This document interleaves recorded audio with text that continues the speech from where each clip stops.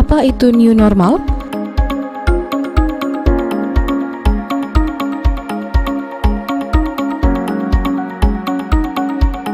Aktivitas kembali normal, hidup berdampingan dengan virus corona, tetap menerapkan protokol kesehatan, penyesuaian perubahan pola hidup, masyarakat produktif dan tetap aman.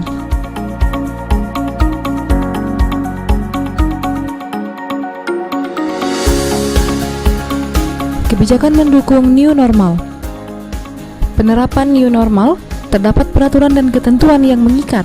Masyarakat menerapkan pola hidup dan disiplin tinggi, berlaku hingga vaksin ditemukan. Protokol pandemi COVID-19. Cuci tangan dengan sabun dan air mengalir, gunakan masker saat melakukan aktivitas di luar rumah, menerapkan social distancing dan physical distancing. Jika merasa sakit, segera isolasi mandiri agar tidak menular ke orang lain.